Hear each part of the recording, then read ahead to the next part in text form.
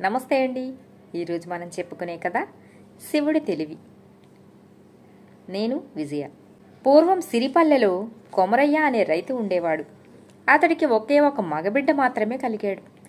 వాడు పెద్దవాడయ్యాక దగ్గర బంధువుల అమ్మాయితోనే వివాహం జరిపించారు. 1.5 సంవత్సరాల కాలం జరిగేసరికి కోడలు చక్కటి మగబిడ్డను కన్నది. కొమరయ్య దంపతులు ఆ మనవణ్ణి చూసి పరమానందం చెందారు. అయితే మనవడు 1 రోజుల బిడ్డగా ఉండగా కొమరయ్య కొడుకు కోడలు పల్లెకు దాపులనే ఉన్న ఏటి కాలువను బల్లకట్టుపైన దాటుతూ ఉండగా ఒక ప్రమాదంలో ఇద్దరూ కాలం చేయటం జరిగింది. తమకు దాపురించిన దౌర్భాగ్యానికి నిద్రాహారాలు కూడా మానుకుని అదే పనిగా విలపిస్తున్న కొమరయ్య దంపతులు ఇరుగు పొరుగు నూరు పోసిన ధైర్యవచనాలతో నెమ్మదిగా కోలుకున్నారు. వాళ్ళు మనవణ్ణి పల్లెలోనే ఉన్న నీలకంఠ దేవాలయానికి తీసుకుపోయి అక్కడి పూజారి గంగాధర భట్టు మాట ప్రకారం బిడ్డకు శివుడు అని పేరు పెట్టుకుని వాడు మృత్యుంజయుడిగా కలకాలం వర్ధిల్లాలని కోరుకుంటూ ఈశ్వరుడికి మొక్కులు మొక్కుకున్నారు. ఆ శివుడు ఇప్పుడు పెళ్ళిడు కుర్రవాడయ్యాడు. వాడి చక్కదనాన్ని గురించి తెలివితేటల గురించి పల్లెలో అందరూ గొప్పగా చెప్పుకునేవారు. వృద్ధ పూజారి గంగాధర భట్టుకు వాడంటే ఎంతో మురిపెం. తాతతో కలిసి ఇంచుమించు ప్రతిరోజు ఆలయానికి వచ్చే శివుడితో కాసేపైనా కబుర్లు చెప్పనిది ఆయనకి నిద్రపట్టదు. ఒకనాటి సంజవేళ యథాప్రకారం గుడికి వచ్చిన తాతామనవలిద్దరూ ఈశ్వర దర్శనం చేసుకుని మంటపంలో విశ్రాంతిగా కూర్చుని ఉన్న గంగాధర భట్టు దగ్గరకు వెళ్లారు. భట్టు వారిని చూసి చిరునవ్వుతో కూర్చోవలసిందిగా సైగ చేస్తూ శివుడితో, "ఏం శివ, మీ తాత ముఖం ఈరోజు కాస్త చిటపటలాడుతున్నట్లుందే, ఏమిటి సంగతి?" అంటూ ప్రశ్నించాడు. "తాతకు నా మీద బాగా కోపంగా ఉంది స్వామి" అంటూ జవాబిచ్చాడు.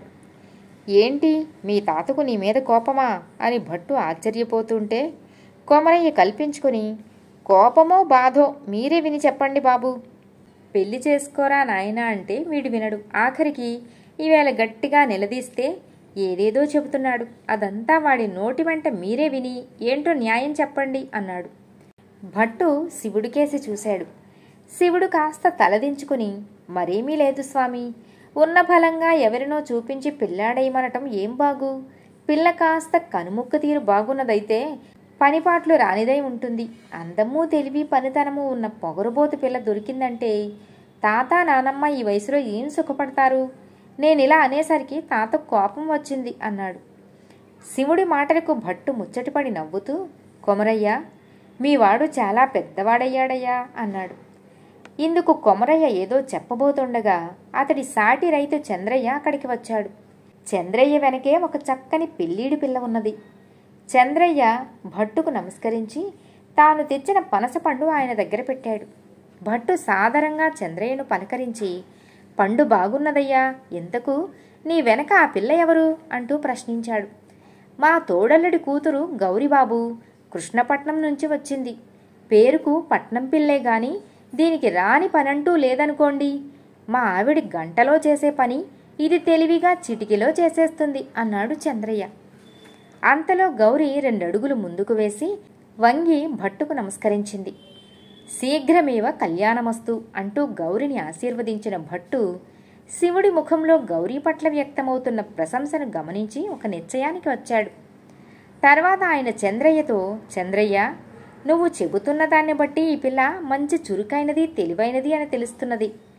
ఇదిగో ఈ శివుడి తెలివి బుద్ధి మనం ఎరిగినవే కదా. ఇప్పుడు వీళ్ళిద్దరిలో ఎవరు ఎక్కువ గడుగ్గాయో చూద్దామని నాకు మహా కుతూహలంగా ఉన్నది. ఆ పిల్లకేమీ అభ్యంతరం లేదు కదా, కాస్త కనుక్కో" అన్నాడు చిన్నగా నవ్వుతూ. చంద్రయ్య ఏమంటావన్నట్టు తన వైపు చూడగానే గౌరి అభ్యంతరం లేదన్నట్టు తలాడించింది. అది చూడగానే భట్టు శివుడితో, "ఏదిరా బాబు, మా పిల్లను నీకు తోచినదేదైనా అడుగు చూద్దాం" అన్నాడు. వెంటనే శివుడు ఉత్సాహంగా ముందుకొక అడుగు వేసి సన్నగా నాజూకుగా ఉన్న గౌరి వైపు చూస్తూ, "మీ ఇంటి ద్వారాలన్నీ చిన్నవేనా లేక పెద్దవి ఉన్నాయా?" అంటూ ప్రశ్నించాడు. ఆ ప్రశ్నకు గంగాధర భట్టు ముఖంలో నవ్వు కదలాడగా కొమరయ్య చంద్రయ్య ఇదేం ప్రశ్న అన్నట్టు చూశారు. గౌరీ మాత్రం తల కాస్త పైకెత్తి పుష్టిగా కండతేలిన శివుడి శరీరాన్ని ఓరకంట చూస్తూ, "మాది వ్యవసాయ కుటుంబం. కష్టించి పనిచేసే రైతు కుటుంబాల ఇళ్ల ద్వారాలన్నీ సామాన్యంగా చిన్నవిగానే ఉంటాయి కదా. మావి మీ ఇళ్ల కంటే కూడా కాస్త చిన్నవే అని జవాబిచ్చింది. చిన్నప్పటి నుంచి తాత గారాభం వల్ల భోజన ప్రియుడుగా తిండి పుష్టితో పెరిగిన శివుడు గౌరి జవాబు విని కాస్త మొహం ముడుచుకుని, అయినా తన శరీరం మరీ ద్వారం పట్టనంతగా లేదు కదా అని తృప్తిపడుతూ, సరేలే గాని నిండు నీటి కడవ ఉదయాన్నే నీకిస్తే సాయంత్రానికి అది ఖాళీ అయిపోతుందా లేక నిండుగానే ఉంటుందా అంటూ రెండవ ప్రశ్న వేశాడు. దానికి గౌరి, నీరు వృధా చెయ్యకుండా అవసరం అయిన మేరకే వాడతాను గనుక సాయంత్రానికి సగం కడవ మాత్రమే ఖాళీ అవుతుంది అన్నది.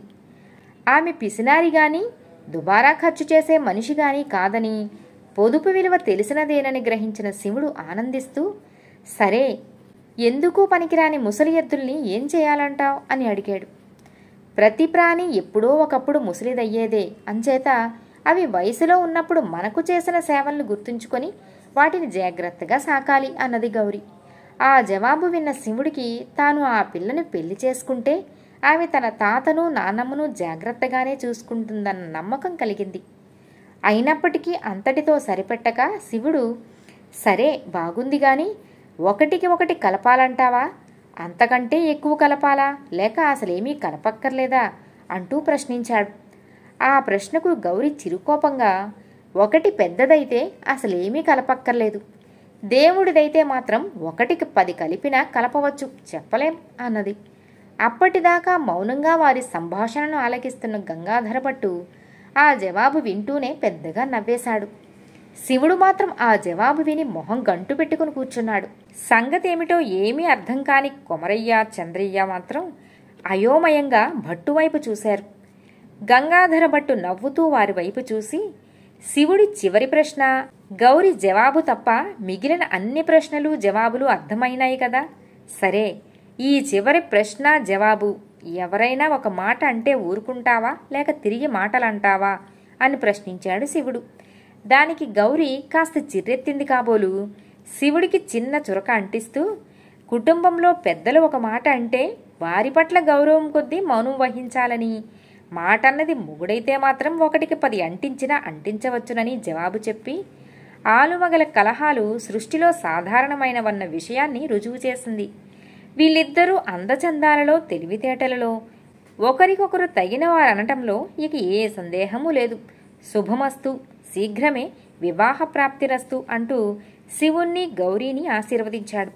భట్టు మాటలకు శివుడు గౌరీ ఆనందంగా ఒకరినొకరు చూసుకొని ఇద్దరూ కలిసి వినయంగా గంగాధర భట్టు పాదాలకు నమస్కరించారు. కథ సమాప్తం. మిత్రులారా, మరో కథతో మళ్ళీ కలుద్దాం.